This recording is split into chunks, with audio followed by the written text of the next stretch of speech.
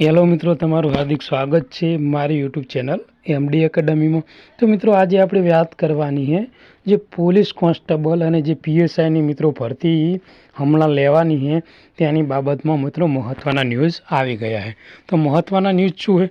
તો મિત્રો, જે આઈપીએસ હસમુખ પટેલ સાહેબ છે મિત્રો, તે મિત્રો જે પોલીસ ભરતી અને જે પીએસઆઈ ભરતી બોર્ડ છે મિત્રો, તેઓ ચેરમેન હતા અને તેના ચેરમેન ઉપરથી તેમને રાજીનામું આપ્યું છે। અને જે હસમુખ પટેલ સાહેબ છે મિત્રો, તેમનું મિત્રો પ્રમોશન થયું છે અને તે જીપીએસસીના ચેરમેન તરીકે તે કાર્યભાર સંભાળશે। એટલે મિત્રો, હસમુખ પટેલ સાહેબ હવે જીપીએસસીના અધ્યક્ષ થઈ ગયા છે। એટલા ઘણા મારા મિત્રોને એવું થતું હશે કે હવે પોલીસની એક્ઝામનું ફિઝિકલનું શું થશે, કઈ રીતે એક્ઝામ લેવા છે। તો મિત્રો, કોઈ જ ચિંતા કરશો નહીં। આપણા આઈપીએસ જે હસમુખ પટેલ સાહેબ છે મિત્રો, તે આખો રોડ મેપ બનાવીને ગયા છે મિત્રો। અને મિત્રો, આખો રોડ મેપ બનાવીને તેઓ ગયા છે અને મિત્રો, તેમને સંદેશ ન્યૂઝ સાથે વાતચીત કરતાં તમારા બધા જ પ્રશ્નોનો નિરાકરણ એમને લાવી દીધું છે મિત્રો। અને મિત્રો, લગભગ 10 ડિસેમ્બર આસપાસ મિત્રો રનિંગ ચાલુ થઈ જશે। એટલે બધા જ મિત્રો તમે રનિંગ ચાલુ રાખજો, જેથી કરીને તમને કોઈ પ્રોબ્લેમ પડે નહીં અને આસાનીથી એક્ઝામ પાસ કરી શકો મિત્રો। તો મિત્રો, હસમુખ પટેલ સાહેબે મિત્રો સંદેશ ચેનલ સાથે વાતચીત કરતાં શું કહ્યું છે, તમે શાંતિથી સાંભળો મિત્રો।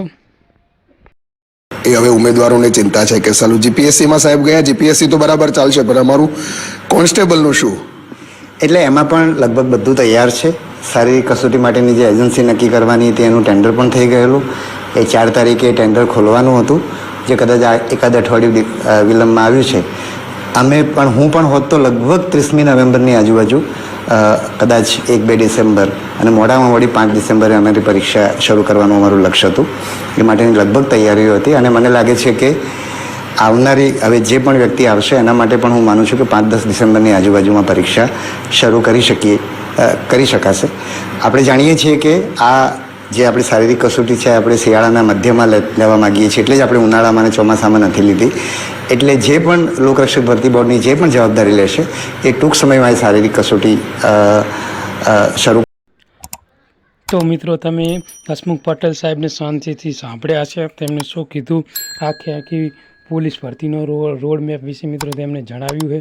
તો મિત્રો, આવી જ બધી જ ભરતીની અપડેટ માટે મારી ચેનલને સબસ્ક્રાઈબ કરો અને તમારા બીજા મિત્રોને શેર કરો, જેથી કરી આ ન્યૂઝ એમની સાથે પહોંચી શકે મિત્રો। ધન્યવાદ, થેન્ક યુ।